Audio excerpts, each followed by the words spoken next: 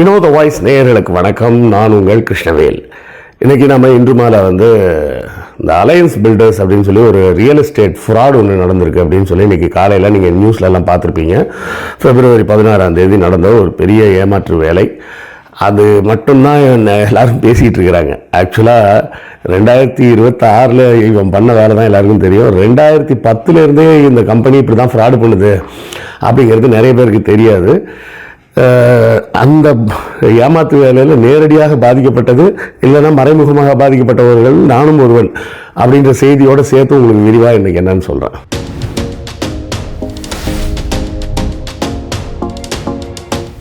சென்னையில் கொரட்டூர் பக்கத்தில் பார்த்தீங்கன்னா ஆர்ச்சிட் ஸ்ப்ரிங்ஸ் அர்பன் ரைஸ் அப்படின்ற நிறுவனம் கட்டிய ஆர்ச்சிட் ஸ்ப்ரிங்ஸ் அப்படின்னு சொல்லி ஒரு குடியிருப்பு கேட்டட் கம்யூனிட்டி.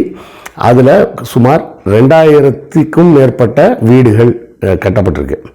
ஒவ்வொரு அப்பார்ட்மெண்ட்ஸும் குறைந்தபட்சம் 1 கோடி ரூபாய் அப்படின்ற அளவில் சுமார் 2500 கோடி ரூபாய் அந்த மக்களின் பணம் மொத்தமாக ஏமாற்றப்பட்டு விட்டது.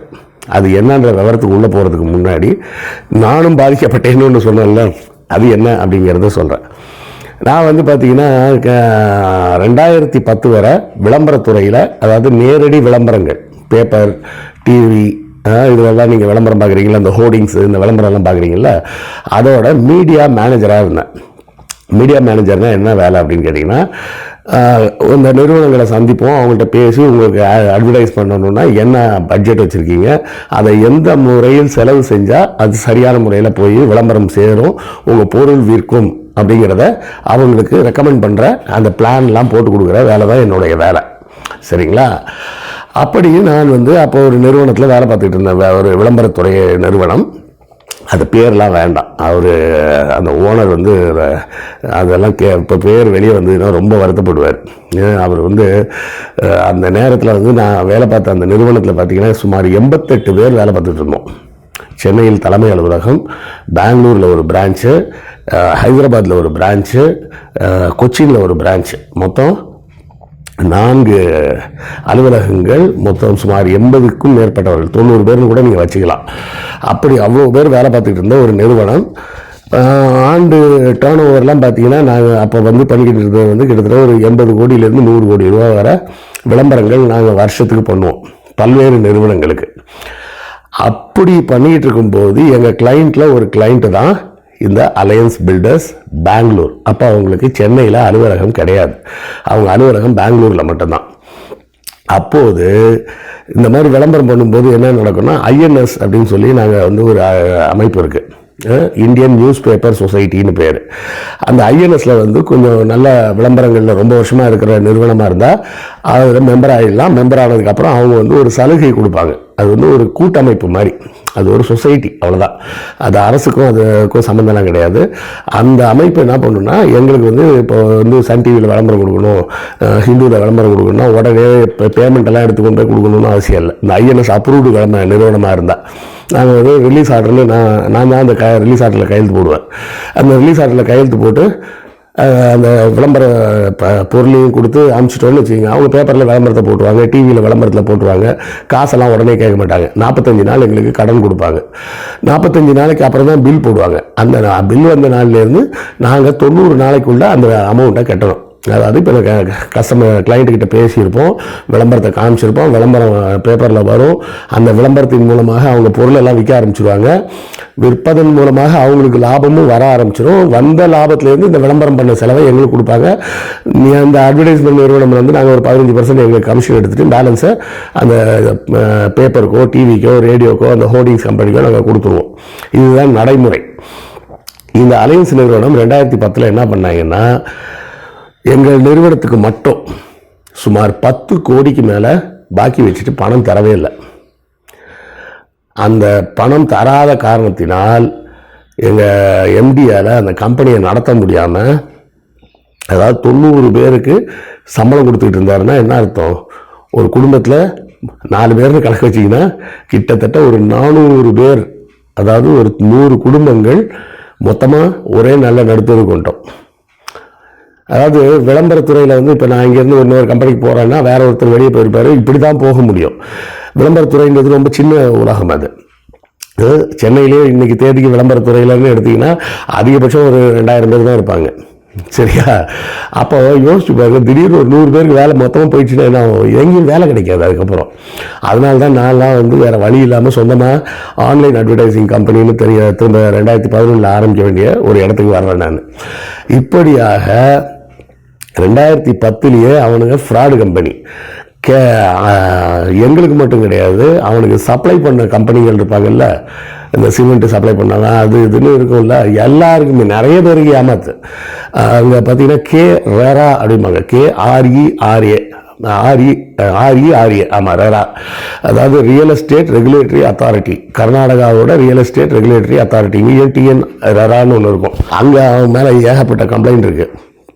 அந்த நிறுவனம் பல நிறுவனங்களில் எங்களுக்கு பாக்கி வச்ச மாதிரியே பல பேருக்கு கோடிக்கணக்கில் பாக்கி வச்சுட்டு கம்பெனி எடுத்து மூடிட்டு என்ன பண்ணிட்டான், அர்பன் ரைஸ் அப்படின்னு புது பேரில் இன்னொரு கம்பெனி ஆரம்பித்து சென்னைக்கு வந்து தான் இந்த கொரட்டூரில் 95 சென்ட், அதாவது கிட்டத்தட்ட 1 ஏக்கர், 1 ஏக்கர்ன்றது 100 சென்ட், 100 சென்ட்னா 1 ஏக்கர், 95 சென்ட் நிலத்தில் வீடு கட்ட ஆரம்பிச்சிருக்கிறான். எப்போ 2010 பெங்களூரில் இவ்வளோ ஃப்ராடும் பண்ணிவிட்டு 2011-12 இந்த அர்பன் ரைஸ் கம்பெனி ஆரம்பித்து இங்கே சென்னையில் அந்த பில்டிங்கெல்லாம் கட்ட ஆரம்பித்து 2015 கிட்ட அந்த பில்டிங்லாம் கட்டி ஆல்மோஸ்ட் முடிஞ்சு போச்சு.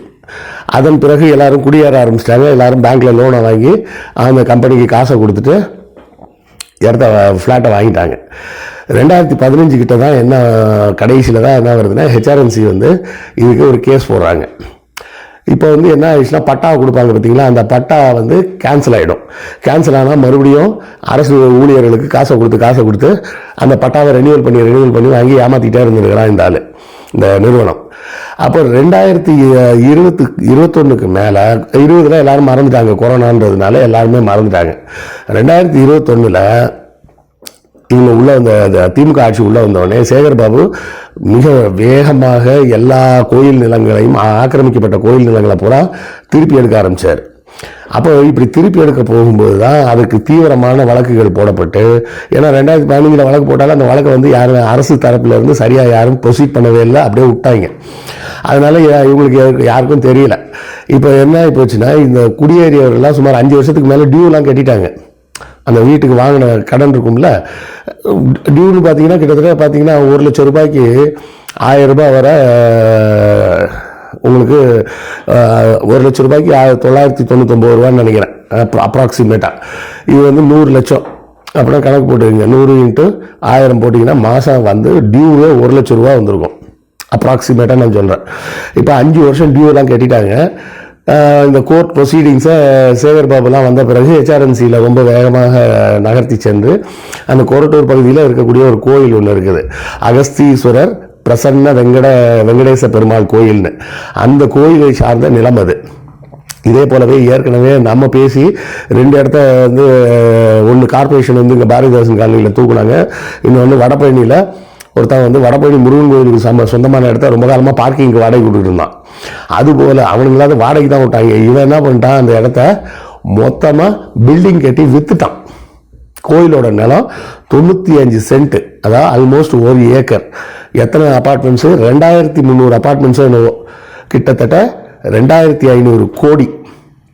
இந்த 2500 கோடியை ஒரு பக்கம் விடுங்க, அதை தாண்டி இன்னொரு வேலை என்ன தெரியுமா செஞ்சிருக்கான். இந்த மாதிரி இப்போ கேட்டட் கம்யூனிட்டிலாம் கட்டும்போது என்ன பண்ணுவாங்கன்னா, கார்பஸ் ஃபண்டுன்னு ஒன்று போடுவாங்க. கார்பஸ் ஃபண்டுனா என்ன அர்த்தம்னா, இப்போ இந்த 2300 வீட்டுக்காரனையும் சேர்த்து எல்லாத்தையும் காசு கொடுன்னா அப்பப்போ கேட்க முடியாது, ஏதாவது ஒரு ரிப்பேர் ஒர்க்கு அது இது வருதுன்னா. அப்போ என்ன பண்ணுவாங்கன்னா, இது மாதிரி ஒரு அமௌண்ட்டை ரெடி பண்ணி கார்பஸ் ஃபண்டுன்னு சொல்லி பேங்க்கில் டெபாசிட் பண்ணுவாங்க.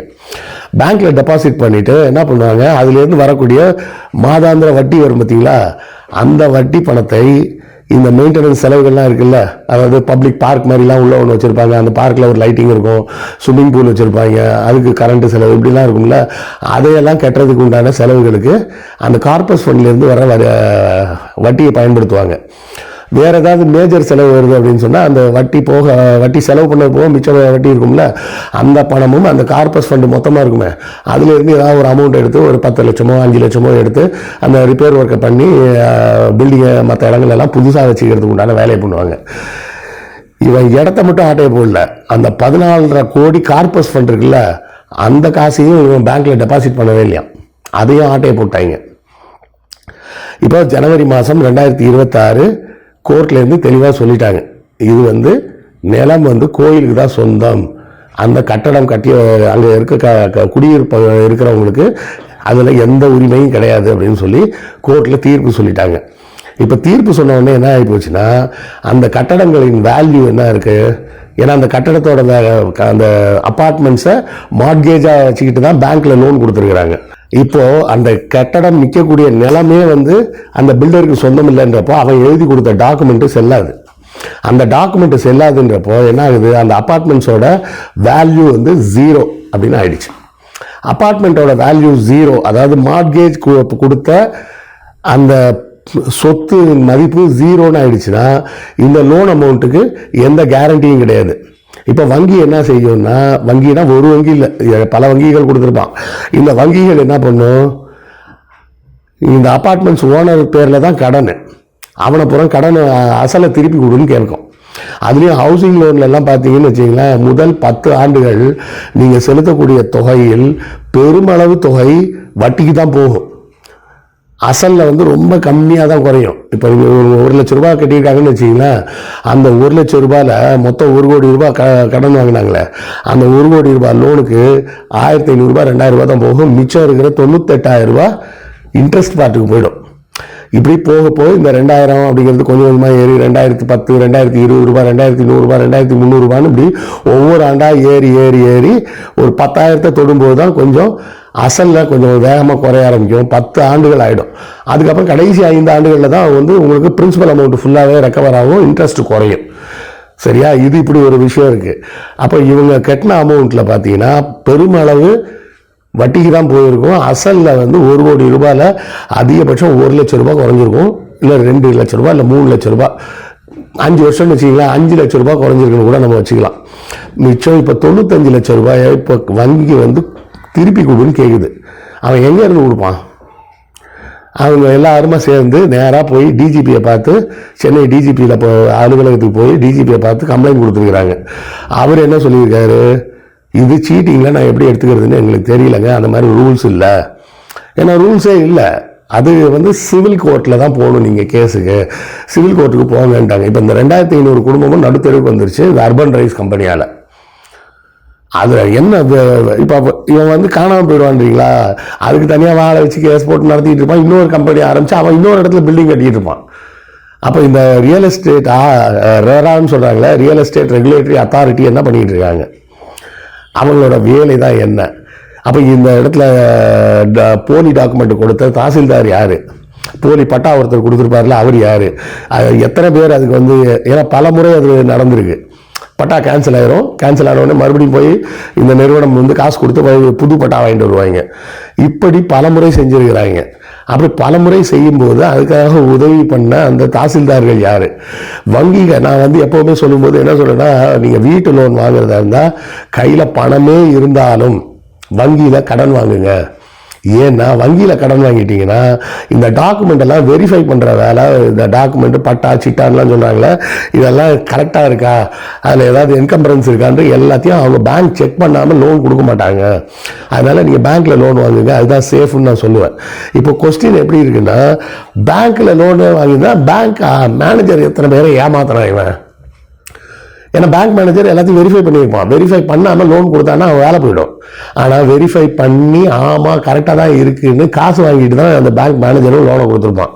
இப்போ லோன் கொடுத்த பேங்க் மேனேஜர்ஸ் யார், போலியாக பட்டா கொடுத்த இந்த தாசில்தார்கள் யார், இந்த நிறுவனம் இதை கிரிமினல் கேஸில் எடுக்கணும். ஆனால் இவர்கள் கிரிமினல் கேஸாக எடுக்காமல் சிவில் கோர்ட்டுக்கு போங்கன்னு சொல்லியிருக்கிறாங்க.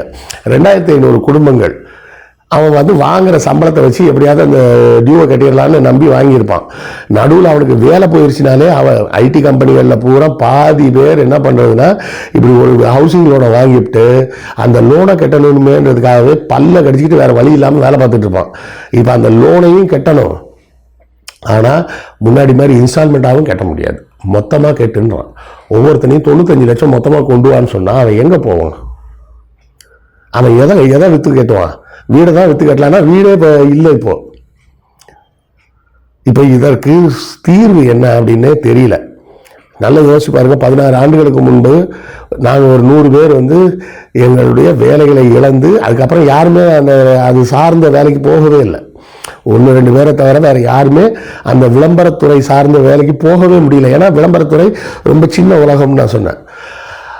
அந்த எம்டி அவர் அதுக்கப்புறமா ஒரு சின்ன கம்பெனி ஒன்று ஆரம்பித்தார். அதை இன்னும் சின்னதாக தான் இருக்குன்னு நினைக்கிறேன். நான் அவரை சந்தித்த பல நாள் ஆயிடுச்சு. நடுவில் கூட இப்போ ரீசெண்டாக அவரை சந்திக்கணும்னு விருப்பப்பட்டு 2-3 பேசணும். அவருக்கு டைம் கொடுத்தப்போ என்னால் போக முடியல. அப்புறம் நான் திரும்ப டைம் கேட்டப்போ அவர் பிஸியாக இருந்தார். இப்படி 16 ஆண்டுகளுக்கு முன்னாடி ஒரு 100 குடும்பங்கள் சோத்துல மண்ணள்ளி போட்ட இதே அலையன்ஸ் நிறுவனம் தான் இன்னைக்கு 16 ஆண்டுகள் கழிச்சு சுமார் 2500 குடும்பங்கள் தலையில மண்ணள்ளி போட்டிருக்காங்க. இவன் மேல அங்கே வந்து பார்த்தீங்கன்னா ஹெச்எஸ்ஆர் லே அவுட்டுன்னு சொல்லுவாங்க. ஹோசூர் சர்ஜாப்பூர் ரோடுன்னு பேர், அதுக்கு பேர். அந்த சாலை வந்து பார்த்தீங்கன்னா electronic city plus Sarjapur IT hub, இது ரெண்டுக்கும் நடுவில் கனெக்டிங் பாயிண்ட் மாதிரி. பெரும்பாலுமான ஐடி நிறுவனத்தில் வேலை பார்க்குறவங்கலாம் அங்கே அந்த ஹெச்எஸ்ஆர் லேஅவுட்டில் தான் இருப்பாங்க. அங்கேயும் என்னெல்லாம் கூதல் பண்ணியிருக்காங்க இன்னும் வெளியே வரல, அந்த செய்தியெல்லாம் வரல, அப்படியே ஓடிக்கிட்டு இருக்குது. அதில் நிறைய பேர் லோனை கட்டி முடிச்சிருப்பாங்க. இதுக்குள்ளே லோன் கட்டி முடிச்சு அந்த வீடு உண்டு இல்லைன்னு ஏதாவது தீர்ப்பு வரப்போதான்னு தெரியல. அந்த நிலங்களும் ஆக்கிரமிக்கப்பட்ட இடத்துல தான் கட்டப்பட்டதா இல்லை புறம்போக்கு இடத்துல கட்டிட்டாங்களா எதுன்னு தெரியாது. இங்கே முழுமையாக அது புறம்போக்கு நிலம் கூட இல்லை, கோயிலுக்கு சொந்தமான நிலம் 1 ஏக்கர். அந்த 1 ஏக்கரில் ஃபுல்லாக அப்பார்ட்மெண்ட்ஸை கட்டி ஏற்றி ஹை ரைஸ் அப்பார்ட்மெண்ட்ஸ் போட்டு ஏற்றி எல்லாரும் வாயிலும் மண்ணள்ளி போட்டு போயிட்டான். இப்போ இதை வந்து நமது அரசு எப்படி கையாள போகுதுன்னு தெரில. இந்த 2500 கோடி ஏற்பட்ட நஷ்டத்தை சிபிஐ வச்சு விசாரிக்கணும். ஏன்னா இது ஒரு மாநிலத்தை சார்ந்த விஷயம் இல்லை, கர்நாடகாவும் சேர்ந்தது. எனக்கு தெரிஞ்சுதான் கர்நாடகா மற்றும் தமிழ்நாடு. இவன் கர்நாடகாவுக்கு வர்றதுக்கு முன்னாடி ஆந்திராவில் இது மாதிரி ஏதாவது பண்ணியிருக்கானா, இது எல்லாத்தையும் விசாரிக்கணும்னா சிபிஐ வந்தால் தான் விசாரிக்க முடியும். தமிழ்நாடு போலீஸ் மட்டும் விசாரித்து இதை சரியாக பண்ண முடியாது. அப்போ இந்த வழக்கை சீரியஸாக எடுத்து ஒரு கிரிமினல் கேஸாக மாற்றி பதிவு செய்து உடனடியாக சிபிஐக்கு மாற்றி கொடுத்து பெங்களூர், தமிழ்நாடு, இன்னும் வேறு வேறு மாநிலங்களில் இந்த நிறுவனத்தை சார்ந்த அந்த முதலாளிகள் வந்து வேறு எந்த மாநிலத்துலலாம் இந்த மாதிரிலாம் ஃப்ராட் பண்ணி பெரும்பாலும் தென்னிந்திய மாநிலங்களில் தான் பண்ணியிருப்பான். வட இந்தியாவிலலாம் அவ்வளோலாம் போயிருக்க வாய்ப்பு இல்லை. இதை சீரியஸாக எடுத்து மக்களுக்கு ஏதாவது ஒரு நல்லது செய்யணும். நான் வந்து சொல்லுவேன் 2010 நான் வேலையை விட்டு வரும்போது 1 லட்ச ரூபா சம்பளம் வாங்கிட்டு இருந்தேன்னு. உண்மைதான். இன்றைக்கி 16 வருஷம் நான் அந்த விளம்பரத்துறையிலே இருந்திருந்தேன்னா இன்றைக்கி என்னுடைய மாத வரும் சம்பளமே வந்து 4 லட்சத்துலேருந்து 5 லட்ச ரூபா இருந்திருக்கும். 16 வருஷம் இன்க்ரிமெண்ட் எடுத்துக்கிங்க கணக்கு, இன்ஃப்ளேஷன் இன்க்ரிமெண்ட்டு பதவி உயர்வுலாம் எடுத்திங்கன்னா இன்றைக்கி எப்படி இருந்தாலும் 4 முதல் 5 லட்ச ரூபா சம்பளம் வாங்கக்கூடிய இடத்துல இருந்திருக்க வேண்டிய நான் சும்மா உட்காந்துட்டு இப்போ எழுத்தாளர்னு புக் எழுதிட்டு இருக்கிறேன். அதுக்கு காரணமும் இந்த அலையன்ஸ் பில்டர்ஸ் தான் அப்படிங்கிறதையும் மனசில் வச்சுக்கிங்க. இந்த வீடியோவை பலருக்கும் ஷேர் பண்ணுங்கள். ஏன்னா மற்றவங்க பேசுகிறவங்க பூரா எல்லாருமே இந்த 2026 இந்த கொரட்டூரில் ஏமாந்த ஒரு செய்தி மட்டும்தான் தெரியும். அவன் பெங்களூர்லேயே ஏற்கனவே ஏமாத்தினவன், பல சப்ளையர்களை ஏமாத்தினவன். சரியா, பல சப்ளையர்கள், விளம்பர நிறுவனங்கள் பல பேரை ஏமாத்தினவன். அவன் கடந்த 16 ஆண்டுகளுக்கு மேலாக எல்லாரையும் ஏமாற்றிக்கிட்டு இருக்கான் அப்படின்ற செய்தி மக்களுக்கு போய் சேரணும்னா தயவு செய்து இந்த வீடியோவை எவ்வளோ குரூப்பில் ஷேர் பண்ண முடியுமோ கண்டிப்பாக ஷேர் பண்ணுங்கள். இது ஒரு முக்கியமான செய்தி, அரசாங்கத்தின் காதுகளுக்கு போய் சேரணும். இவன் வந்து ஹேபிச்சுவல் அஃபெண்டர்ன்றது போய் சேரணுன்றத மனசில் வச்சுக்கிட்டு கண்டிப்பாக ஷேர் பண்ணுங்கள். உங்கள் கருத்துக்கள் என்னன்றதை கமெண்ட்டில் சொல்லுங்கள், நானும் தெரிஞ்சுக்கிறேன். அடுத்த காணொலியில் சந்திப்போம். நன்றி, வணக்கம். நம்ம வீடியோவில் அடிக்கடி நம்ம வந்து அப்புறம் நண்பர்களே புத்தகம் வாங்குன்ற போடுறதெல்லாம் வந்து நிறைய பேர் கேலி பண்ணுறாங்க. கேலி கிண்டல்லாம் பற்றி நம்ம கவலைப்பட வேண்டிய அவசியம் இல்லை. எத்தனையோ காமெடி பண்ணுறவங்க சேனல்லலாம் என்ன பண்ணுறாங்க, என்ன சப்போர்ட் பண்ணணும்னு நினச்சிங்கன்னா நீங்கள் பணம் அனுப்புங்கன்னு கேட்குறாங்க. நம்ம என்ன பணம் அனுப்புங்கன்னு கேட்குறோமா? சேனல் நடத்த பணம் தேவைப்படும். அப்படி தேவைப்படக்கூடிய பணத்தை நீங்கள் புத்தகம் வாங்கினால் உங்களுக்கு புத்தகங்கள் வாங்கிய அந்த புத்தகங்களாகிய அறிவாயுதம் உங்கள் கைக்கு கிடைக்கும். அதன் மூலமாக எங்களுக்கு கிடைக்கக்கூடிய பணத்தை வைத்து நாங்கள் இந்த சேனலை நடத்த முடியும் அப்படின்னு தான் நம்ம சொல்கிறோம். ஸோ புத்தகம் வாங்குங்க அப்படின்னு நான் கேட்பதில் நான் கூச்சப்படவில்லை. அதை பார்ப்பதற்கு நீங்களும் சலிப்படைய வேண்டிய அவசியம் இல்லை. புத்தகம் வாங்க முடியாதவர்கள் லைக் போட்டாலும் சப்போர்ட்டு தான், ஷேர் பண்ணாலும் சப்போர்ட்டு தான், சப்ஸ்கிரைப் பண்ணாலும் சப்போர்ட்டு தான், ஏன் கமெண்ட் போட்டிங்கன்னா கூட சப்போர்ட்டு தான். ஸோ ஏதாவது ஒரு வகையில் உங்கள் ஆதரவை நம்ம சேனலுக்கு கொடுத்துக்கிட்டே இருங்க.